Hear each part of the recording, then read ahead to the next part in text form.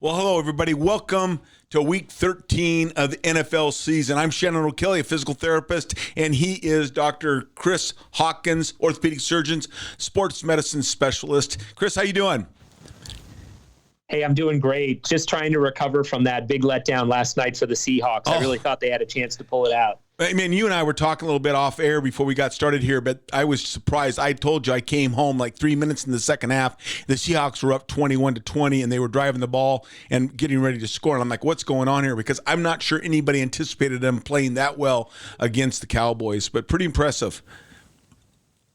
Yeah, I think it was nice to see them really explode a little bit. So many people were worried about whether Geno was going to be able to kind of keep things up with his elbow, but he's definitely gritting it out, and he had some great throws. He really put it on, and I think they said last night, DK, when he ran in, if you missed the beginning of the game, he had about a 70-yard score, and they timed him out at almost 24 miles an hour running, and they said that's the fastest on-field run this season, faster than anything that even Tyreek Hill has done. So that guy's got some wheels. He does.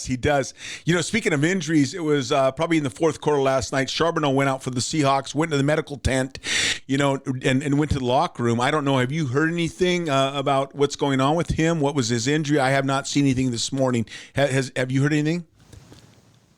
No, I have not. I mean, I did see that happen, and there was this sort of question about what exactly it was. I think the concern is that it was something with his knee, but they have not put any information out so far.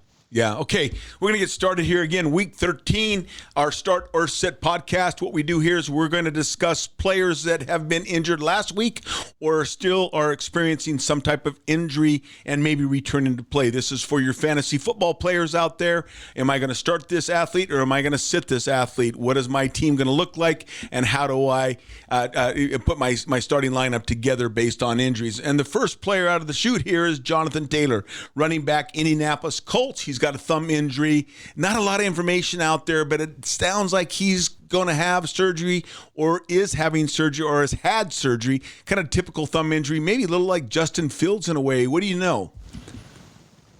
Yeah, they've been very mum on the severity of the injury. It wasn't actually until the owner of the team came out and said he was definitively having surgery. So we actually had that done 2 days ago, and even afterwards, we haven't gotten any official releases as far as what they did. We can make some suppositions about it because they are not putting him on injured reserve. So that means he does not have to be out a minimum of 4 games. And so the speculation is that this was probably something that involved either a small repair and then something that can be braced to allow him to return to play. I think this typical concern that they've already mentioned is things like ball security, how well he can hold on to the ball at his side, and then obviously in the catching game, because if they put a splint on it to protect whatever they repaired, that would compromise his ability to kind of grab something out in space, and it is his right hand. He's right hand dominant. So he will not be playing this week, so you can definitely sit him. Yeah. But the encouraging thing is most of people will be heading into their playoffs in 1 to 2 weeks for fantasy, or if you do the weekly streaming stuff, he should be hopefully seeing some time back on the playing field in 3 weeks since they didn't put him on IR. Right. Again, IR, if you go on IR, you're automatically out for 4 weeks for sure. That's the minimal time you have to be out. So if he hasn't been placed on IR, you're saying he's going to be back probably 2 to 3 weeks, probably 3 weeks most likely. Keep an eye on Jonthan Taylor. Hey, just real quick, as I ask you from a surgical standpoint, let me ask you, if this was a fracture, and a lot of times you guys will go in there, you surgeons will go in there and stabilize that with maybe some metal or a pin or something, and that stabilizes the fracture, kind of promotes some healing, and then that player can return a little bit quicker. Is that? Yeah, exactly. And yeah, I think that's one of those things. This could have been something where he had a fracture perhaps close to the base of the thumb, something that they were able to put maybe a small screw in. Oftentimes, if you can put a screw in that can provide compression and it's good bone, and then you can protect that joint. That's why the base of the thumb would be the more likely area. Then you could potentially be back, and obviously at risk because it's not completely normal. If I had a young kid coming in who was trying to come back to, say, a high school game, he's not getting paid. He's not, it's not a contract issue. It's not a playoff issue. We're going to err on the side of keeping that person out longer. But some of these pro athletes will kind of take that risk associated with it if there's a reason to come back quicker and play through it with some protection on it, knowing that, they need to be smart with how they utilize him in the game, and how he, takes care of himself during the game. Yeah, and so most likely, I'm just thinking as you're talking, it was probably some type of kind of a thumb fracture dislocation, and when that joint went out of alignment, it probably maybe broke or chipped a bone or fractured something there. That could be a possibility there. We'll keep an eye on him, but he is definitely out for at least 3 weeks right now. Next up is Breece Hall. This guy is pretty amazing, young running back, New York Jets. He's got a hamstring problem. I think he sustained an ACL tear his rookie season, and now he's going to be limited in practice with a hamstring. This is one of these hamstring strains. It's going to take time. What do you think? Well, the good news for him is he's been doing pretty well this season. Everybody kind of is looking at him as, that first season being back. And as you and I know, with these ACL surgeries and recovery, a big part is strengthening everything around the knee. And so a lot of times, you might be a little quad dominant with your strength. And so you get in a situation where your opposite set of muscles, your hamstrings, get overstressed. So I think this is more of a wear and tear injury, not an acute hamstring tear. And I think he's just got some soreness. And, the good news is that I think he's going to be a play. I think this is just a little bit of that later in the season, coming back after a year of recovery, and his body's catching up a little bit with him. But I think he'll be a play this week. And I think you can still look at him as, again, being productive moving forward. Yeah, he had some limited practice on Thursday, so it looks like he's playing. Do you ever find out? I wasn't able to find out. I wonder if this hamstring strain is on the same lower extremity that he had the ACL reconstruction, because that's exactly what I was thinking when you talk about the recovery time and getting those muscles in a place where they can sustain long-term activity, and the weakness that you might experience coming back from an ACL. Did you hear or know is on the same side? Don't know. Yes, I believe it is. Okay. Yeah, I believe it is. That makes a lot of sense then. Okay, so he will play. Keep an eye on Breece Hall, running back, New York Jets. Keenan Allen, wide receiver, Los Angeles. Boy, look he's got multiple things going on. He is got a quadricep strain and also an AC joint sprain. And he is limited in practice for sure. That's a couple things going on with a wide receiver here, Los Angeles Chargers, Keenan Allen. What do you think? Yeah, so that AC joint injury has been something he's been nursing for a few weeks. There's been a couple of times, even in the games he's still been playing, where you've seen him land kind of hard, and he'll leave the game for a little while. He was out, I think it was a week ago, for about, I would say a couple drives, and then they brought him back late, and he looked okay, but it was because of that AC joint getting irritated. The quad injury is new. It did not take him out of the game last week, so it was probably some soreness that he had afterwards. My anticipation is that he will be a play this week. I think they're erring on the side of just keeping him out all week, or as basically up until the last minute. They have not practiced yet today, so we don't have that final thing of did he see some limited time today.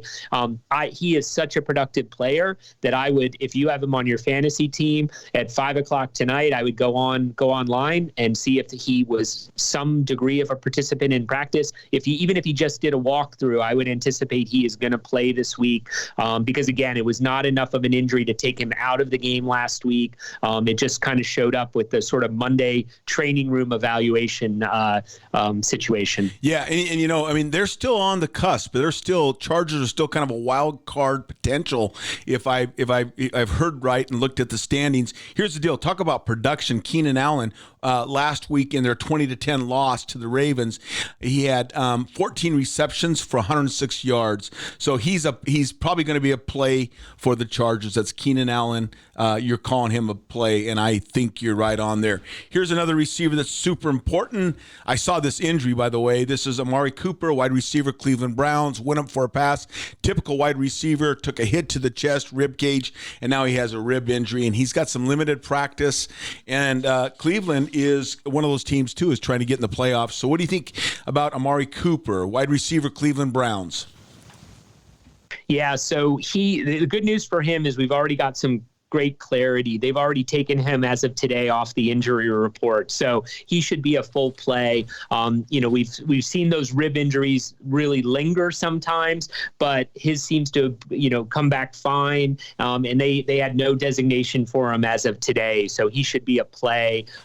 Obviously, the problem with Cleveland is we're going to see how Joe Flacco and how rusty he is, because I believe they are planning on starting Flacco this week, because the rookie. The rookie. UCLA DTR is still in concussion protocol. Oh, yeah. That's right. They had a couple injuries on that game, and Cleveland was looking really good. They've had some injuries to some key players. I mean, obviously, Deshaun Watson is one of them. Amari Cooper's hurt, and then now their young rookie DTR out of UCLA. That's right. Joe Flacco, what do you think? Yeah, and I don't. That's the funny thing about Flacco. I like the guy. He's a Delaware product, so he was from where I was from, back in the Philly area. He goes down and vacations at the New Jersey shore where I used to go. He's got a house down there. Nice guy from what I've heard. But, I don't know if everybody remembers last year, he was with the Jets. Yes. And when they needed somebody to go on the field and their quarterbacks were taking a beating, he got a bad rep because he basically said, I don't want to go out there. That's okay. I'm going to stay here on the sideline. So I was a little surprised he came back this year. I don't blame him. I watched a program. I haven't completed it, but I think Netflix or one of those cable channels, they had a program on called Quarterbacks, and it was about 3 quarterbacks and just their the position they play, and they're exposed. I mean, we've seen it. We've talked about it. We've talked to a lot of quarterbacks. When you're back and you're rearing up to throw a ball and your rib cage is exposed and you get hit from the backside, blind side, I mean, they're susceptible. That's a position that, they don't have a ton of defense, right? Quarterbacks. Right. Is amazing. Yeah. Let's talk about another wide receiver. Man, we've had a ton of wide receivers. I'm thinking running backs, wide receivers, and quarterbacks are the ones that are taking the biggest extent of the hits. This is Tank Dell, wide receiver, Houston Texans. He's got a calf injury. This is, again, one of these strains, one of these soft tissue injuries. He looks like he's practicing on Friday today. He's practicing fully. What do you think? He's probably going to play, huh?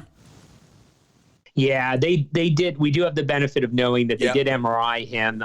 He just ended up having a soft tissue strain injury, sort of one of those mild gastrocnemius strains. So no involvement of the Achilles tendon. It seems like he's responded well.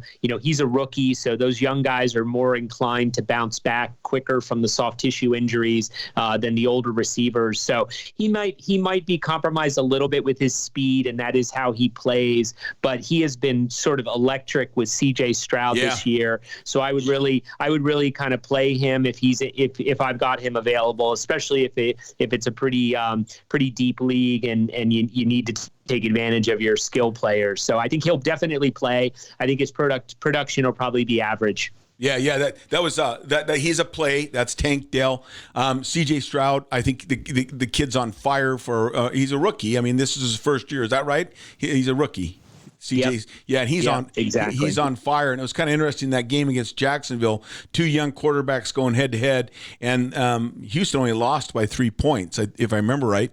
And it was a good game, and I think Houston's going to be a team of the future. They seem to be putting together. So Tank Dell and C.J. Stroud is probably a big part of that team, and he will play. Marquise Brown, another wide receiver, Arizona Cardinals. This team is they've won 2 games so far. I can't remember. They're not. Yeah, Yeah, we know that they're in the hunt for what they're going to get next year right now. Yeah. I think they're just trying to see what Kyler Murray can do, probably to determine, obviously whether they can trade him, especially if they decide to go in the direction of one of those quarterbacks coming out this year. The good news on Marquise Brown is, he did carry this designation last week, and he actually had a good game.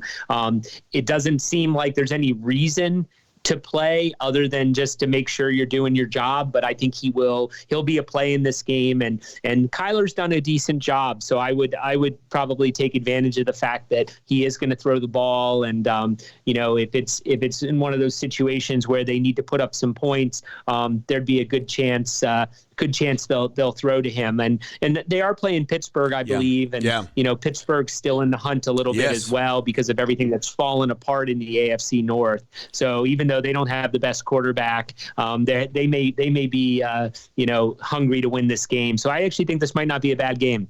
Yeah, he's going to play, though. Marquise Brown, wide receiver, he's practicing, so he's a go. If you have him on your fantasy team, he's a play. Marquise Brown, right? Yep. Okay, let's talk a little bit. This is the first time we've kind of seen this heel injury. Okay, otherwise in our world, physical therapy and orthopedic surgery, this bone is known as the calcaneus. Let's talk about that for a little while because I personally have bruised my calcaneus. It was probably one of those situations where I jumped up and landed and bruised it, had a good bruise. It was painful. It was really painful. And let's talk about that. So you think this is a calcaneal contusion, that fat pad, all those things, all that tissue down there. It's a pretty important aspect of your body that gets little respect until it's bruised. Tell us about the calcaneus. Yeah, it's sort of a long bone. It kind of comes from the middle of the foot underneath the ankle, the talus, and extends back. So it's your attachment for your Achilles. So it's important to be able to push off from that area. But just like you said, it has a fat pad down underneath it, and that's what sort of protects it. It also provides the attachment for your plantar fascia as well, and that's very close to where that heel pad is. And so when you have problems, when people start to have foot problems and you get a contusion of that fatty tissue, a lot of times what happens is it actually thins a little bit. And so now you've got sort of less padding over that bony prominence. And there's, if anybody goes to the store and goes into the foot aisle, of your Rite Aid, you see all these types of cups and heel pads. Right. And so the idea is you're trying to augment that. And again, in an athlete, they've got a lot of force. They're landing on it. They're pushing off on it. So it can be a delicate area. It can be a really uncomfortable thing. And you're right. Just the normal routine person like you or I, if we get a bad heel bruise, we will literally walk around on our toe because it hurts too darn bad to put your heel down when you're walking. Yeah, well, and that's part of the gait cycle because and when you walk, it's heel and then it's a toe strike. It's a heel strike, toe strike, and if that heel is bruised, it's painful. And you're exactly right. I laugh because Rite Aid, you got all the heel cups and the pads and et cetera, et cetera. Have you ever repaired? I'm sure you have in your experience as a surgeon, repaired one of these calcaneal fractures. Yeah, those can be quite challenging. Yes, there's different types. Yeah, there's different types. The problem with the heel and that bone is that there's not a lot of soft tissue around it. Yeah. So the biggest problem when you fix them is honestly the soft tissue and the wound healing that goes hand in hand. Yeah. I'm not a full-time foot and ankle guy anymore, but one of my good partners, Dr. Dugella, does those, and they have come a long way with how they're able to do it and respect the soft tissue and avoid some of the real devastating problems that people had with healing those 10 or 15 years ago. But it's the bone's super hard on the outside, and then it can be very soft on the inside. So that's where a lot of what they need to do is sort of reconstructing Humpty Dumpty with the shell on the outside without a lot of good bone on the inside. So the implants, the way they approach it, how they fix it, and then the protection of their weight bearing afterwards is super important. It's a very important bone. Like I said, said, it's a super important bone that I think the normal person doesn't even realize it's there until you hurt it. And when you hurt it, you definitely know it's there. It affects everything, your gait cycle, everything you do when you're weight bearing, for sure. Here, last one here, running back, Miami Dolphins, ankle, knee, a lot of stuff going on here. This is Raheem Mostert. I mean, this guy was with the 49ers, went to the Dolphins. The Dolphins seem to be on fire. He's coming into the Commanders again this weekend. He'll have to probably, what do you think? Keep an eye on him? Well, the good news for Miami is they have so many weapons that basically they are able to spread out their stuff over many people. And so their rookie is coming back as well. Shane is coming back. And Raheem played last week with the same sort of nagging injuries. So the idea behind it, I think they have the record right now for the season as far as number of players on IR, but most of them are not on IR, on their injury list. Okay. And yet all of them have been continuing to play. So I think he'll play this week. I think just like any other Miami player, if you have him on your fantasy team, you just have to be hopeful that he gets featured to get the points that you want from him. Because there's always that chance that they may decide to run 5 jet sweeps with Tyreek Hill instead of handing off to Mostert, and Tyreek gets all the points. But as far as an actual play, he will be playing this week. He will not be sitting. Good stuff. Good stuff. Dr. Hawkins, again, thank you for your time. Thank you for your expertise, and thank you for chatting. That is our wrap-up for Starter Sit for Week 13. Wishing everybody out there in the Fantasy Football League good luck, and look forward to hearing us next week talking about the update on injuries. Have a great day.